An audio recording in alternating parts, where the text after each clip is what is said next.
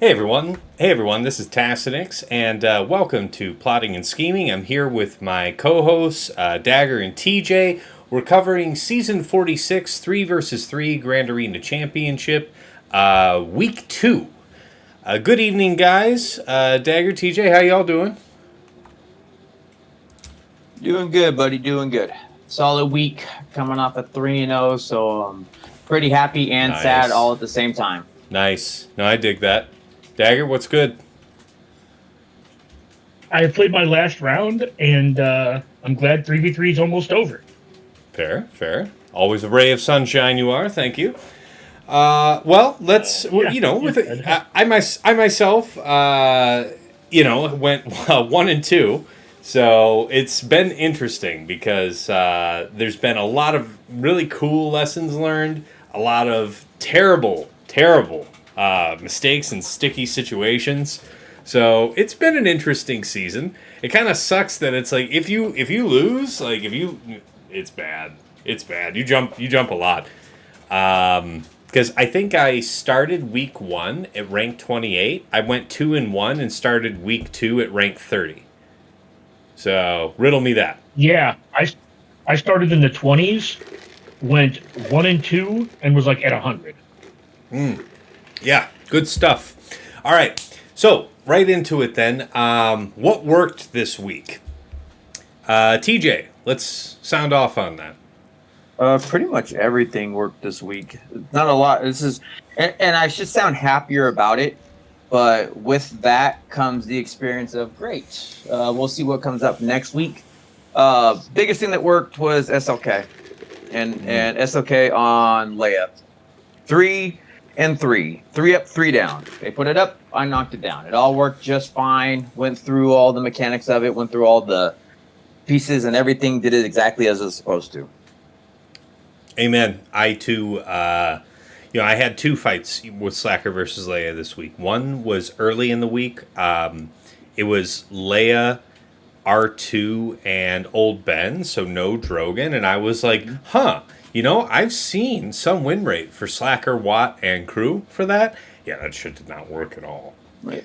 So I'm gonna give you 2 good ones, right? So the first thing is you need to understand the mechanics of the Leia team, and you also need to speed check your SLK. As unfortunately Arnold, I tried to help Arnold out with the breakdown of what happened.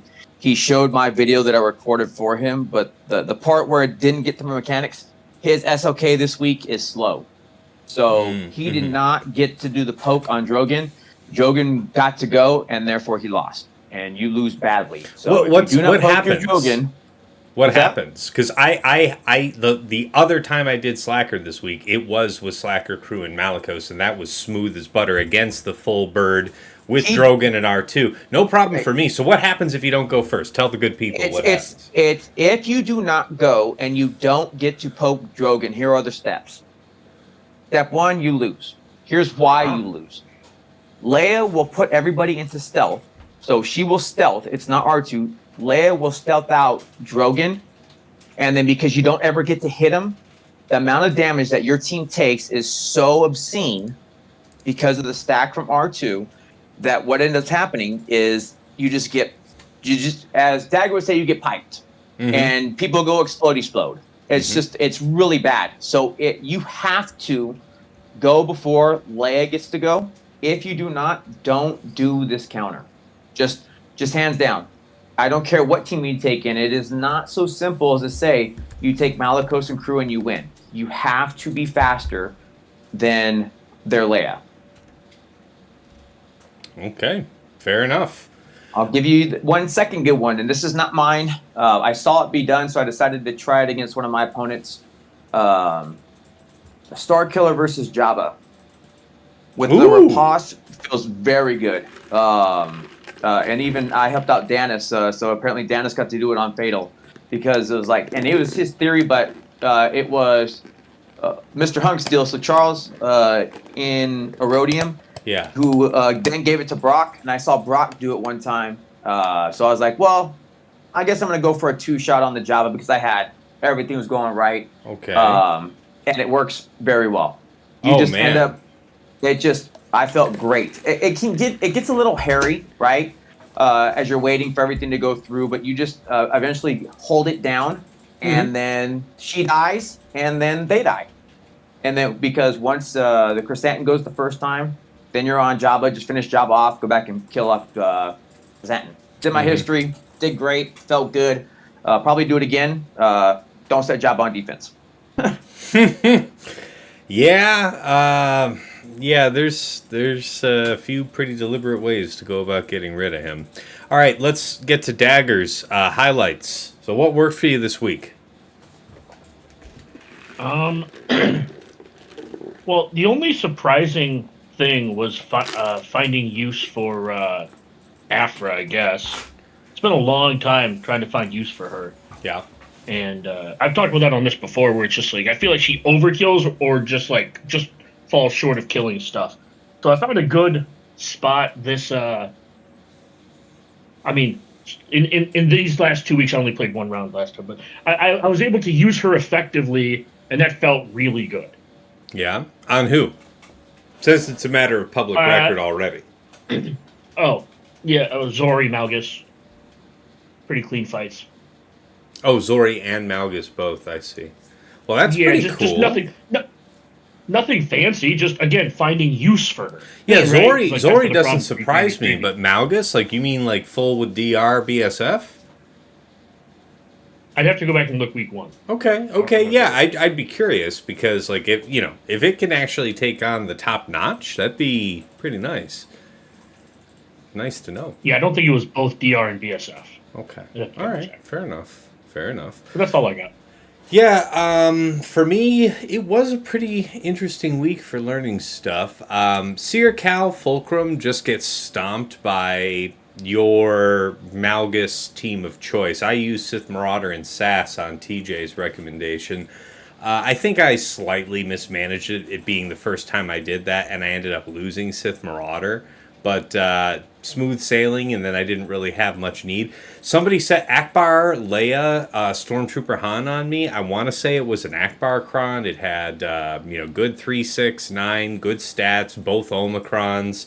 Nest solo for 58.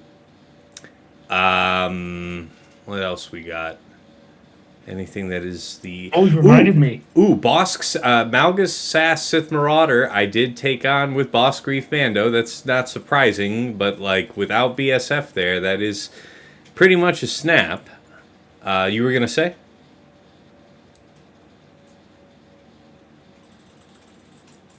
Dagger? You were going to say? You reminded me. Yeah? Stop placing Maul on defense. She still gets nested. Oh, I see. Is that I haven't encountered that yet myself. So even with Malgar ISC, Yep, Malgar ISC hit auto walk away. Yeah. Okay. All right. Well, what if it's like Mal ISC something else? Is that a different story? Probably not. Yeah. Okay. That's kind of my gut on it too. Because the armorer version doesn't even stop nest, and that'd be the one that would. Okay. Yep. Mm-hmm. Against, let's see, that was a cleanup, but it was nice. Yeah, that was nice. I used leftover Night Sisters to clean up a team. That was cool. Usual suspects there. I guess that's about it. I did try the, Negotiator against Executor. That was fun. Chimera versus Leviathan, continuing to get good results there. JKL, Jolie, and Mace. I'm so used to having JKL and Hoda together in most situations where he's not with Jedi Cal or something like that, or like with JML. So it's like JKL and Hoda are usually together. And I didn't have him for this situation, so I was like, yeah, I feel like JKL, Jolie, and Mace versus Tarful, Chewie, and Zalbar is the best that I could do for the moment. And, man, that Relic 9 on Jolie earned its keep because they beat the crap out of him, and he still stood tall. 36 banners because I had to back out on the first attempt, so it would have been a 56. So that was delightful, and I guess a 56 without Hoda is pretty damn cool. I was very happy with that. Chirpa, Nisa, and Paplu, yeah, that was just straight up Treya for me. You can absolutely get space jammed on that with that Kron right now. That is some serious shit. Iden, Scout, and Storm with a good Kron. I had Bad Batch somehow miraculously not get just... Oh, I remember what happened. I remember they opened up and blew up Hunter immediately. Hunter immediately got exploded. And Bad Batch and Echo, the two of them took on Iden, Scout, and Storm for 54. So... And I didn't have an especially good clone Kron on that. That was a real trip. All right, phase 2, gentlemen. What abandoned us? What let us down? What cost you your day? Back to Dagger here. So, I did the Starkiller versus Ray thing 3 times this week. Last week. One was on auto because I was just trying to get in my fight to get my 10 banners, and it went horribly as one would expect. Okay. Yeah. Mm-hmm. I took one apart, no surprise, just absolutely crushed it. And then I timed out. It was 250% defense with the stacking defense level 6. Yikes. And JTR. Yeah. So I think timeouts and 3s are back on the menu, boys. I was talking on the Gambit server, and it looks like that fight's a third, 1 out of 3. That's not been my experience, as when I try to fight, but might have to come up with something different going forward if that continues to be the trend after week 1, after looking at the data. And yeah, that's about the only fight that really, I would say, abandoned me. I had the same thing with Tass. I tried to underkill and Iden with the turning defense into offense level 6. Yeah, man, that's not a game. Absolutely got whatever. I don't remember when I took it off the top of my head, but absolutely got blown out. I believe it. And then had to go clean it up. But I didn't take in something serious to kill it the first time. It was it might have been Bad Batch that I just got blown out. Mm-hmm. Mm-hmm. And then just cleaned up because it's still Iden. Yep. All right. What? Anything else let you down? I mean, outside of the stupid, what do you call it? Chimera versus Leviathan thing you have to 2-shot, no? Oh, yeah, that bombed That's out still for annoying you? when that happens. Well, it always just feels like bad luck when you die. Because everything goes so well, and then your item gets stunned and mass assisted, and then you're like, well, that was fun.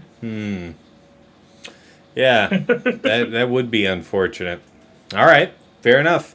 Yeah. TJ, what let you down? What abandoned you? Just myself, basically. I misplayed my Malgus fight on one of the things.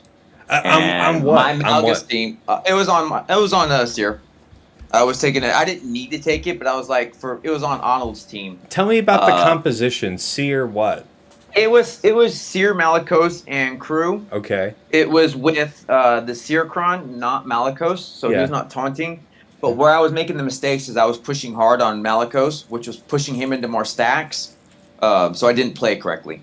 I've done the fight before. I just played that one wrong. I was able to easily go clean it up with C because again, it was for the content. Because I told him I would record fights. So who is it that you are meant to go after in that fight? So you just bonk down. You're building your box, is what you're doing. But who? So you said you went after Malicos, and that was wrong. Pushing too much on Malicos is the incorrect move. Trying to get Seer out, and then you would be fine to get out Crew, and then you would push Malicos. But you don't push the damage in on the guy who's going to hit you back. Okay. All right. Fair enough. And so because of that, it killed my team. Because like I said, I've never had a problem with the fight before. This was the first one where I made a poopsie, and will own up to it honestly. But other than that, it was safe. The other, just going through my history, and I'll say it's not for me. I think Dagger, I think we talked about that before, but what I've seen with the Ray teams, there is the threshold that comes up to the point where there's too much secondary defense on these level 6 200%. Where I think that's where Dagger's getting caught by. There is a specific point where it's just too much, and we see the goodness that comes for it, where it's you know what? If you see your guys doing that, it took too straight long. mirror. It took too long.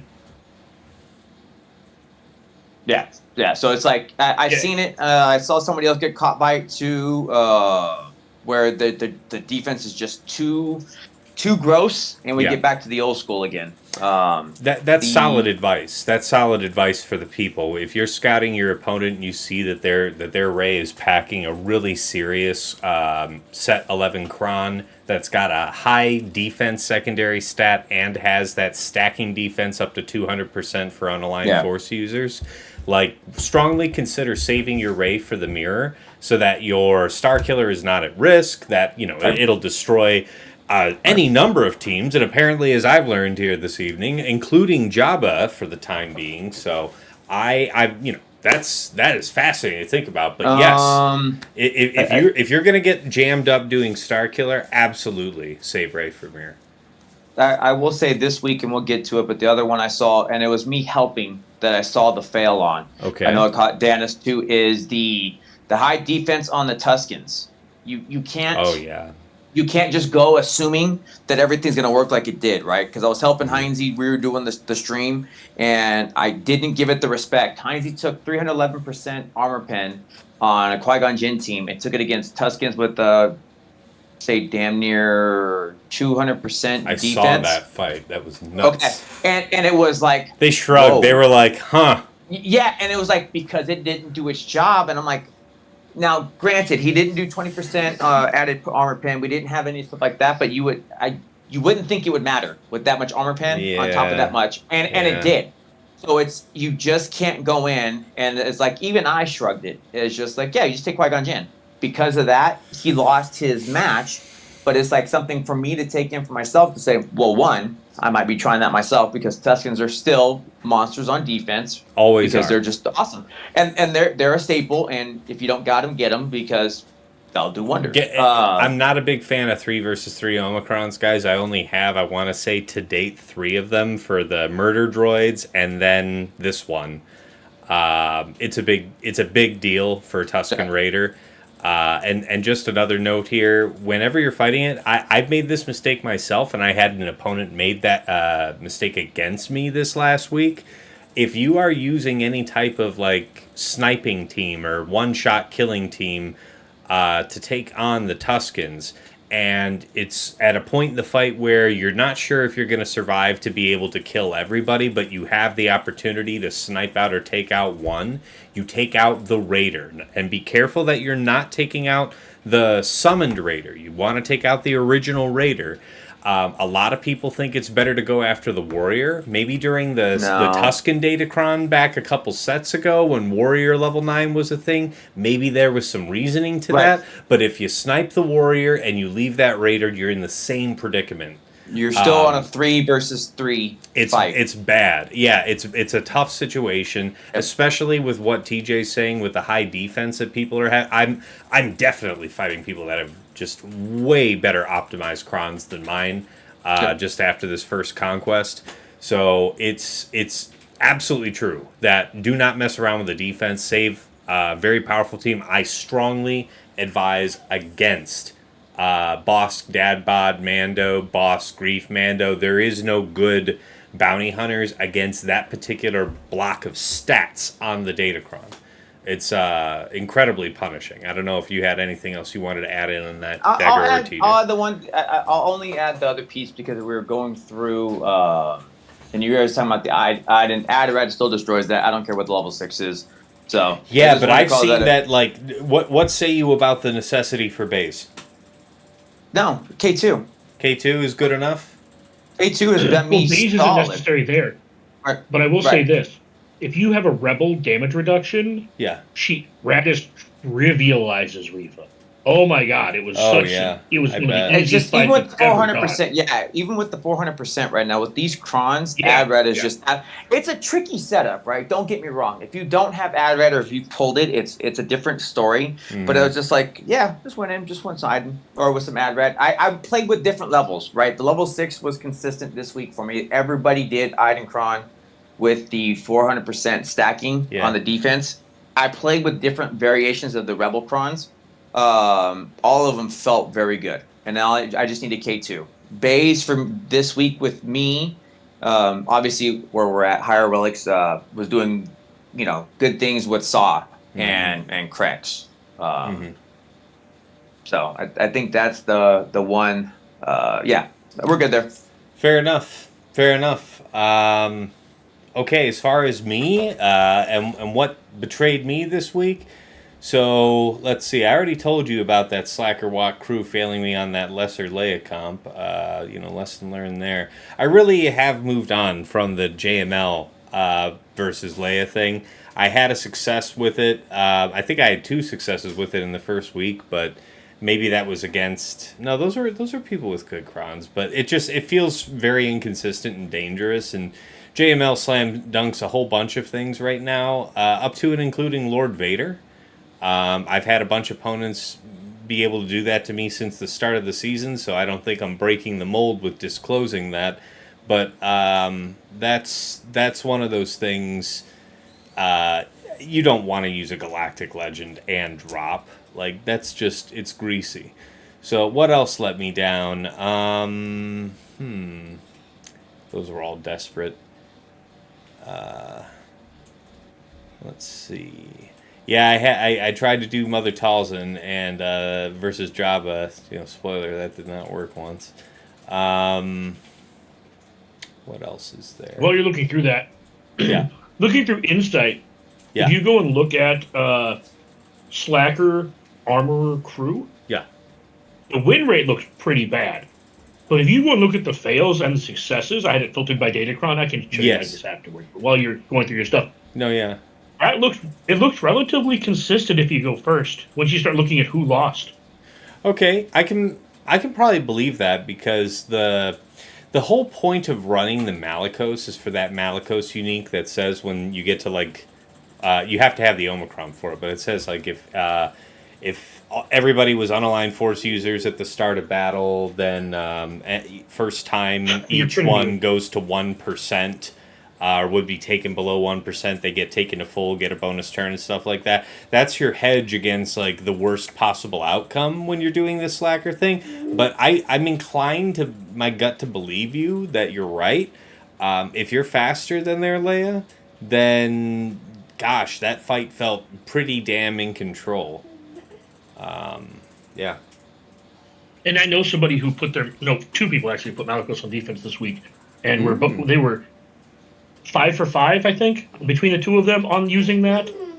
Wow. Going first and getting 3 stacks on Slacker, so he counters, gets to ult super fast, and can't be grit.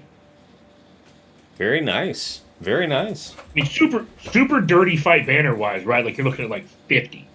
I have concerns. I've watched the horror stories, but then again, that could also just be lack of understanding.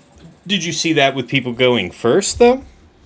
I'm talking to TJ. I'm asking TJ. Yeah, it's just because the one, you're not controlling the team necessarily. So there was bad things happening still. But again, if Dagger's saying he saw it, I would trust Dagger's instinct on something like that. Well, because my inclination is if you're getting to stab Drogon, I don't know about you, but the one time I did it and had I got a 55 with it. You stab Drogon, and then when you get around to Crew's first turn, first and second turns, it doesn't really make sense. You can't stun Leia, and R2 will be under stealth. And the second time it comes around, I don't think I could stun, or it wasn't the right time to do it, or something. Oh, mine was fine. I really like my cooldowns were pushed back or something. But you also go first. I did. Go first? I did. Yeah. So the one thing that comes up with the crew is at one point you're still have more people moving than they do, and at some point they will come out. And even if you can't stun anybody, that middle will still pull off buffs off Leia, which is making it nicer for you to be able to just rock into her. So even if you don't, which I would say hold it if you can, right? You brought up when I showed you the fight, you brought up the point, why did you do that? It's I could see waiting, because you can just time it out that even if it's not going to be Drogon, because you should be able to stun Drogon, you'll do your fight, and at some point you'll just stun him again. He doesn't do anything the entire time. You're going to win the fight, right? But it's at one point, R2 will pop up, and you'll have your crew right there to be able to stun him then. So it's just your control measures are very safe with that team, where it's like I can literally write up the instructions. But that's kind of what I'm saying here. I'm kind of in Dagger's camp on this one. Like this thing with armor, like you just described, pretty much what I'm saying. Like the tail of this fight is what Slacker and crew are doing. Malicos is there for a passive. You know what I'm saying? Like his damage, can be significant. His damage can be. Also, before we turn this into a 20-minute discussion, I just want to point out that Malicos is around 83%, and if you adjust, looks like if you adjust for going first, it's closer to 90, and this other counter is like close to 80. It's like 70. I don't like it, and, so and one of them I will say, while Tass was reviewing his stuff, I was simply giving people an alternative. That's fine. Of something that could win without pulling Malicos off of the Seer team. I would hedge against it, but that doesn't. But I would assume, and I would ask you, Dagger, and these people that are doing this, what's left to kill if it didn't work?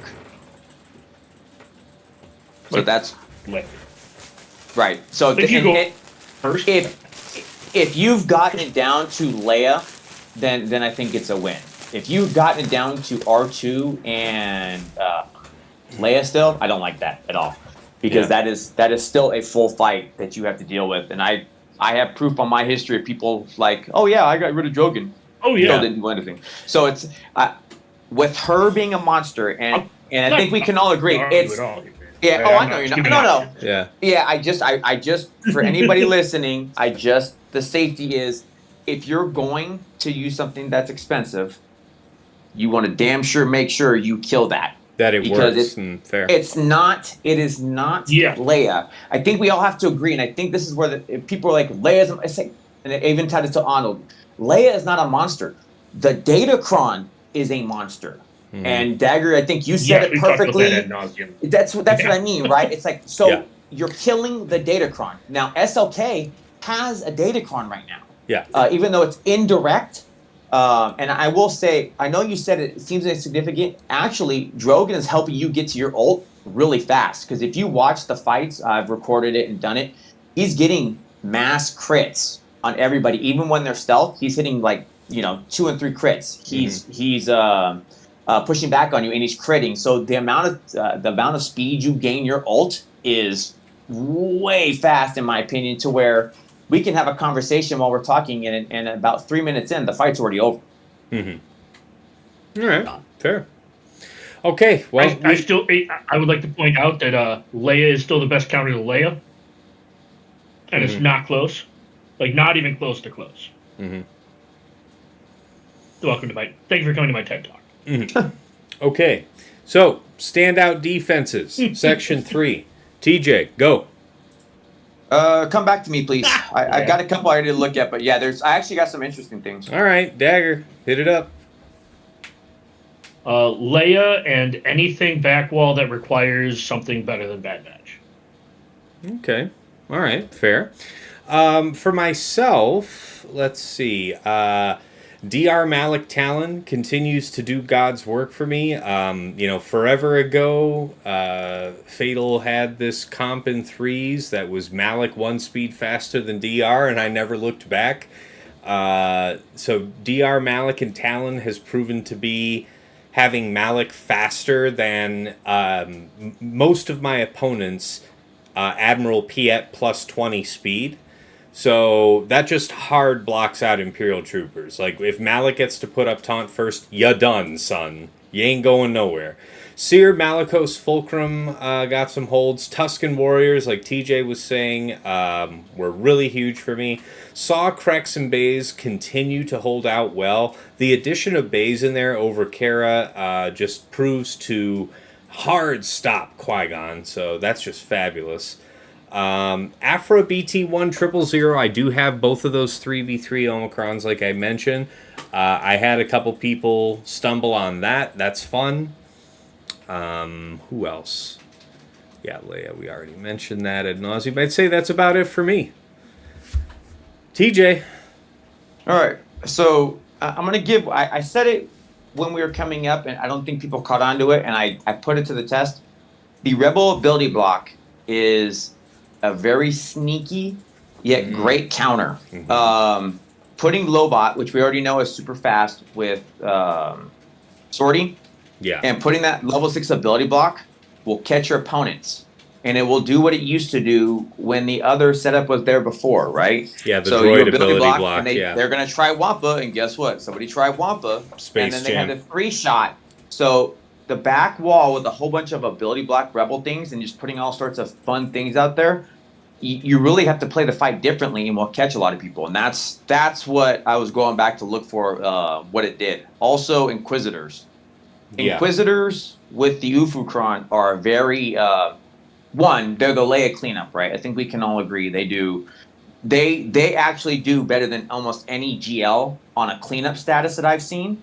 That if you're going to clean something up, it's usually with Inquisitors or you kill Leia the first time. But on defense, with the Ufukron and the way it's been set up, Treya is stumbling on this, and actually happened on my opponent, where they tried their Treya team on my Inquisitors and you said failed. And I'm sorry, what was the level 6 you're emphasizing here for the Inquisitors? I don't know if it's I don't see it being one tried and true. I think the 200% again is going to be a big one for them because you're just going to hold fast. But then you take the high crit damage, right? It's all of these it's what we talked about for so long. Yeah, right. Well, we knew that from the last set that we were using with Inquisitors. Treya is failing on this, flat out. Treya is failing on these teams. I've lost that once this season for sure. I've definitely lost to Treya versus Inquisitors. And that was one of my star defenses this week when I said it. I believe that. Yeah, I feel like there are, we saw this coming months ago, right? Like the long arc of the soaring power of Gidme. Gidme is used to smite a variety of teams here in threes, and finding how you can draw that out of your opponent so that you can do stuff like have Treya, like it's pretty tough to set up your Treya so that you can't Gidme it. So if you're able to draw stuff ahead of it and have that sitting in the back, like that I can absolutely support that thing. I haven't been so brave yet this season as to set Treya down. But you know how week 3 is. Anything goes. So that's fair. All right. We've covered our standout defenses. Takeaways for next week. So, Dagger, sound off. Well, as I mentioned over the course of this GAC season, if my opponent does not have Leia, Leia goes down. If my opponent does have Leia, I'm taking the 96% win. Mm-hmm. I unlike these other two gentlemen who like to play their opponents, if you will, or try fancy stuff or try to catch someone out, I prefer good old fashioned one shot full clears and hope my opponent can't. Fair enough. It's 3v3. All you have to do is hope your opponent messes up more than you, and wait for the real game mode to come up after. All right, fair enough. TJ, your takeaway for week 3 here, finals. So this bracket, and I think what happens is now Leia's not as much of a surprise. You know what you're getting with her, so now it becomes a game of did you hide the Leia or did you not? I think now we're playing poker. And I've said this to a couple of people because now it comes a point of you can hide your Leia because if your history shows that it's there and they don't see it, you have to assume that's possibly in the back. And you have to so we're now playing hide the Leia. We're doing other things where we're changing things up. We're making maneuvers. We're adjusting datacrons. We're trying to catch somebody out. That'll have to be enough on that. You're starting to wander into my vat of sauce over there. Get your damn ladle out of that. No, but that's what it is, right? This week we're gambling. We got our cards close to our face. I'm not gambling for week 3 of threes. But that's what I'm saying right now. People, it's did you hide a Leia? Did you do these things? Did you swap up Datacron? Did you, like we talked about with Tuskens, did you do anything funky? This week will be the week where Leia is now not week 1 Leia. Yeah. People have refined their measures. They know what they're going to try. If they haven't tried the Malicos, there's 2 weeks of data to support it now. Or they're going to be like Dagger just said, you know what, I'm just going to keep my Leia, but I've said it before, so you may think it's there, and it may not be. Yeah, All these pieces are happening. Strategy is here. You have to like, if you're keeping Leia for offense because they see that they're setting Leia, but if this opponent is like, sometimes they're setting Leia, sometimes they're keeping Leia, and you're going to keep your Leia. And if for any reason they keep their Leia, it's you have to be ingenious with the way that you've set up what you are advertising that still must be cleared up top, and then what you are drawing down bottom, because when both of you learn that there's no Leia on defense, it's a feeding frenzy for that back wall. Yep. So that's got to be ever so carefully done. Fair point. My takeaway is, I have gotten bitten by trying to set a couple little tricks that basically put me 2 teams out of step. Nothing that I wasn't able to generally get over. Some bad RNG happened this week, but a couple of bad decisions that cascaded, and that's the way it is with 3s. The board is so wide, at least relative unto 5s, that, you quickly start running out of material if you set any kind of half-decent defense. So I guess for my week 3, I have to be tricky with some of my middling teams in the placement of that, because I can't afford to set the best of the best if I want to shoot for something like a 3-0 for this last week and be in a stronger position going into 5. So that's about it for me. Final thoughts is Dagger, you got anything to say? Last note for the people? Things to say. Not all of them are PG-13. Yeah. We haven't used the F-bomb yet, so fuck 3v3. Okay. We're on the last stretch. The nice thing about having no sponsors is that you can't get, kicked by them. So I'm not worried about it. Well, I'll just say, I'll just say this for my final thoughts. The real final thoughts, besides how I feel towards 3v3 in general.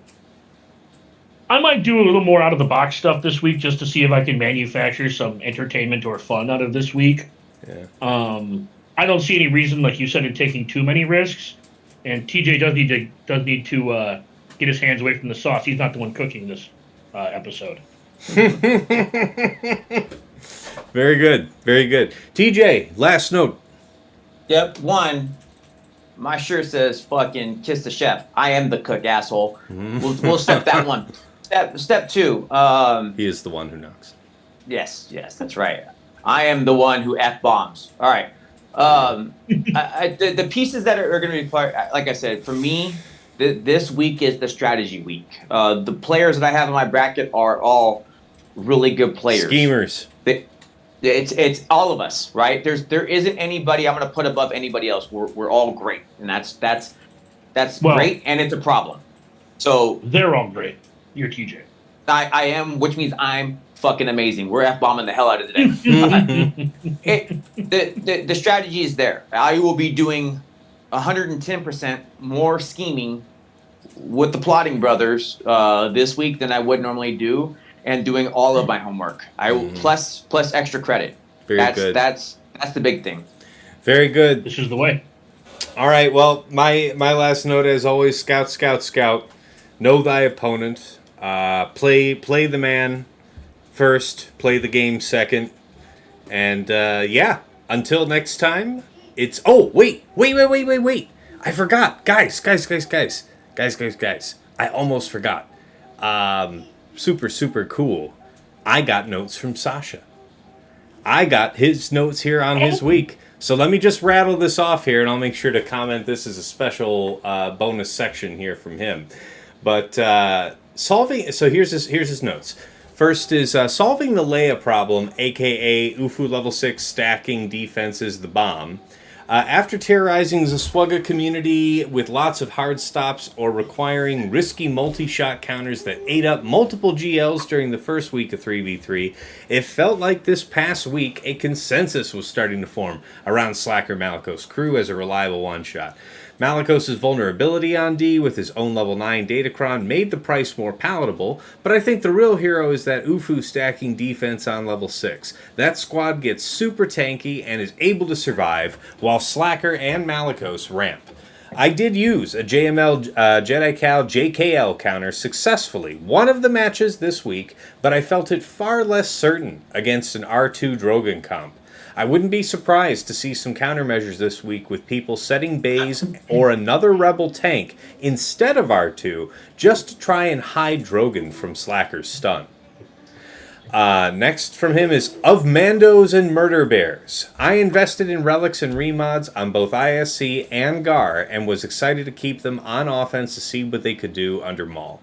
The way my matches went, they didn't end up getting pushed to their limits, but they did smoothly take out a couple of very high relic and strong Datacron Ewok squads. It may sound like overkill, but I'm convinced that strong Ewok squads are taking quite a few souls out there. I still think there's a higher ceiling to be found for Maul and those reworked Mandos. Gas seems like a likely target, and if the Mando squad is high relics, perhaps a GL or two could even be on the menu. The damage they generate is pretty crazy. And then his last note, second to last. Admiral Trench, 8 legs, 21 holds. Trench gets lots of grief for underperforming in GAC, and I understand why when compared to some other Conquest characters. However, with the right comp, in this case Dooku and Watt, plus a brutally high defense Datacron, he was a beast for me this week. That Trench Dooku Watt squad held off Danos through 21 attempts and ultimately decided that match in my favor. While it sucks to lose Watt for offense, he really uplevels a Trench squad and can make them formidable late in a match where counter options may be limited. And his fourth and final note, P.S. I hate fleets. So I'm guessing if he had one loss, that was it on fleet. Yep. That sounds about right. So, Also, I will say this really quick to his point about the Watt thing. It may suck to lose Watt as a flex piece on offense. I had to manufacture. I used Watt in a couple places where he was not necessary. Yeah. Like, I don't find myself like, oh my god, where's my Watt? Really too much. See, the thing is, though, is like it is the combination of that comp, but it's about like you would want your top, galactic legends or whatever that you're putting on defense probably to be afforded your defense, like your best defense, particularly where the Ufu Kron applies, or the Rebel Kron in like Leia's case, whatever. But having high enough defense to set with that Trench team is the second piece. Like if it's that comp, that's cool and all, but like Dash Han Chewie still blows it out. Now if you don't end Watt's life like real quick with that because they got enough defense, you're in some real trouble. Real trouble. Oh, yeah, no disagreements. I was simply saying that Watt does feel a lot more like a free agent this season. Yeah, and I absolutely take your point. I was just thinking that next step that, you can, that is the comp. If you're going to be setting it on defense and have some expectation of some kind of hold, that's the comp. But you got to also set like your third or fourth best defense crown with it, to actually make it not just keel over to whatever somebody's high armor. My third best defense cron has 93% defense. I don't think that's going to work too well. I think 93 is actually pretty decent against a variety of opponents. Well, I'm saying that's my third best, though. Oh, well, I mean, you make your call as you will. All right, guys. As always, thank you both for setting aside the time, for helping us get this done. How we do on time today? 45 minutes to wrap up. You know what? It's not too bad. We had a lot to say, and it was pretty good. So, with all that being said, thanks again so much for your time, guys. For everybody here, all of our regular followers, all of our patrons will see this tomorrow on YouTube. And for all of our other followers here on YouTube, that will be available Friday morning. So until next time, it's been real. It's been awesome. It's been real awesome. Take care.